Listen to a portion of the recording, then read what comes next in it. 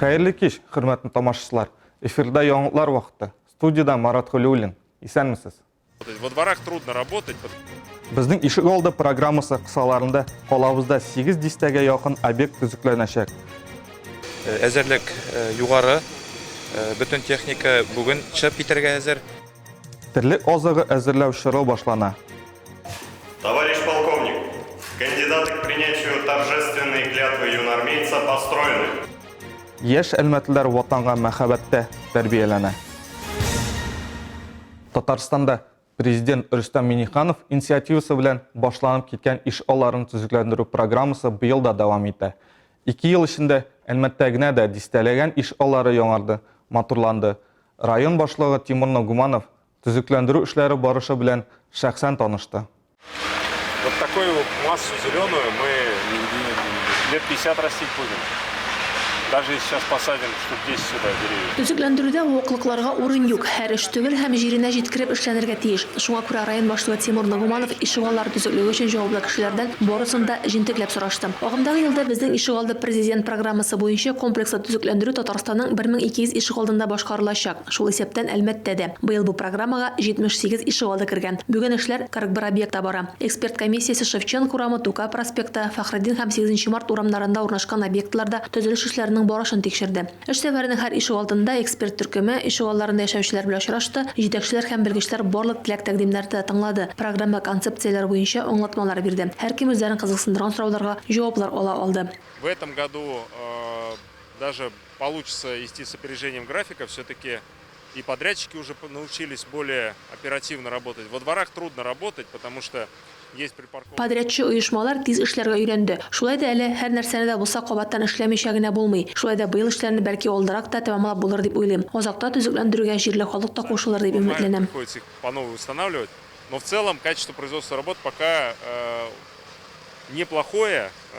Нужно, конечно, будет доводить до ума и надеемся, что жители тоже в концовке вовлекутся в этот процесс.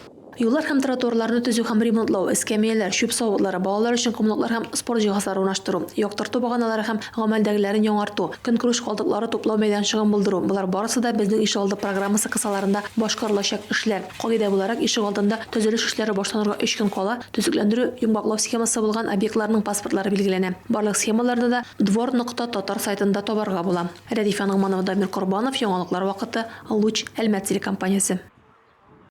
28 майда Россия президенты административ хукук бузулар турында кодекска үзгәрешләр кертү хакында федераль законга кул куйды. Бу закон белән янгын куркынычсызлыгы таләпләрен бузган, шулай урманнарда янгын куркынычсызлыгы кагыйдәләрен бузган өчен административ җаваплылык көчәйтелә һәм штрафлар күләме арта. Алия Байрамалова дәвам итә. Федераль закон Дәүләт Думасы тарафыннан 2022 елның 19 маенда кабул ителде һәм агымдагы елның 25 маенда Федерация Советы тарафыннан хупланды. Яңа федераль закон гражданнар өчен янгын куркынычсызлыгы өлкәсендә хукук бузулар өчен административ штраф күләмен 10 тапкыр, вазифаи затлар, шәхси эшмәкәрләр һәм юридик затлар өчен 2 тапкыр арттыруны күздә тота. За нарушение требований пожарной безопасности для граждан ввели штрафы от 5 до 15. Янгын куркынычсызлыгы кагыйдәләрен бузган гражданнар өчен 5000 сумнан башлап штраф салыначак. Элек ул 3000 иде. Вазифаи затлар өчен штраф хәзер 20-дән 30 меңгә кадәр. Элек 15000 сумнан артмый иде. Шәхси эшмәкәрләр һәм юридик затлар өчен штрафлар 2 тапкырга 60-тан 400 мең сумга кадәр арткан.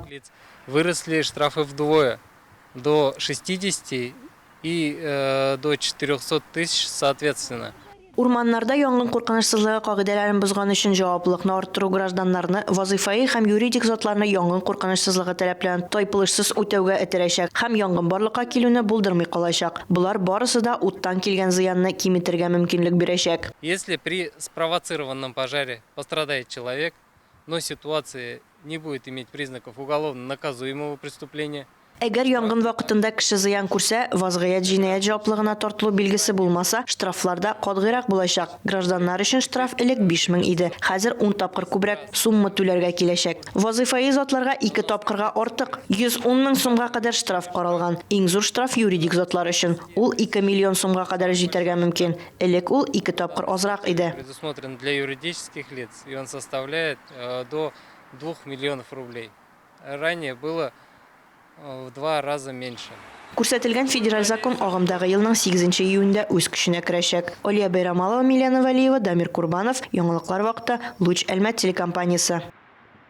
Терлек азыгы әзерләү өчен кыр эшләрен башлар чак җитеп килә. Азнакай районының 8 ире хуҗалыгында әлеге эшләргә техник җиһазларның әзерлеген тикшерү чарасы уздырылды. Махсус оештырылган комиссия техниканың нинди хәлдә булуын тикшерде. Сүз Азнакайдагы махсус хәбәрчебез Илмира Шәрифуллинага. Бүгінгі комиссия өз ішін Союз агры хуҗалыгында башлап җибәрде. Ел агымында терлек азыгы әзерләүдә зур ярдәм күрсәткәне өчен Татнефть компаниясына җитәкчелек зур рәхмәтен җиткерде. Заманча көчле егәрле техника бүгеннән кыр эшләренә чыгарга әзер. Районда чәчү эшләре төгәлләнеп килә. 70 мең гектар мәйданда эш башкарылган инде. Бары 20 мең гектарда карабыдай чәчәсе генә калган. Безнең 120 мең тоннадан артык район буенча сенаж әзерлисе, була 120 мең тоннадан артык силос и 25 мең тоннадан артык печән әзерләргә кирәк. Хуҗалыкларда агрегатларны, сабан һәм башка техниканы ремонтлау турында алдан кайгыртканнар. Министрлыктан килгән вәкил хуҗалыклар эшенә югары бәя бирде. Авыл хезмәтчәннәренә эшләрендә уңышлар теләде. Әзерлек югары, бөтен техника бүген чыгып китәргә әзер, бөтенесе әзер, кешеләр бар, әзерлек бар. Менә хәзер инде Азимай Рожга чыгарга әзер торалар. Аның энергиясе да көчле, 11-дә 3 мегаджоуль, протеины да уже җитеп бара. Шушы 2 көндә чыгарга әзерләр. Хуҗалыкларда эшчеләргә кытлык юк. Аграрийларда ашламалар, чыгым материаллар һәм запас чәчләргә бәйле проблемалар үз вакытында хәл ителеп килә. Быел бит инде безнең илебездә импортный техника проблемалар бар. Шуның өчен механизаторларга әйтәбез, техниканы көн сайын карап торырга кирәк. Аны безнең импортный техника ватылса, запчасть булмаска да мөмкин. Ул безнең техника сезон ахырына хәллек торырга мөмкин. Техника җитә, кеше эшчеләр дә җитә. Шуңа о кадәр зур проблемалар күрмәбез без. Авыл хуҗалыкларында эшләр тулы куәтенә бара. Узган ел корылык булу сәбәпле терлек азыгына кытлык килеп туды. Быел исә яз яңгырлы килде. Сыйфатлы мул уңыш җыеп алу алгы планда тора. Рәхмәт руководствога, мен сельхозга менә бу чит илнең запчастларын, аналогларын безнекеләр үзләре ясап, табып, безгә кайтарырга тәэмин итеп тордылар вакытында. Безнең алай үзеклек булмады. Чәчүгә әзерләнгәндә дә һәм менә Кармазагатовка да. Но бәяләр артты инде анысы бар. Хаклары артты, запчастларын артты. Ну, Аллага шөкер, пока яшәйбез, эшлибез. Аграрийлар алга табада яхшы һава торышына һәм яңгырларга өметләнә. Илмира Шәрифуллина, Рамил Исламов, Рөстәм Акбаров. Яңалыклар вакыты, Луч Әлмәт телекомпаниясе.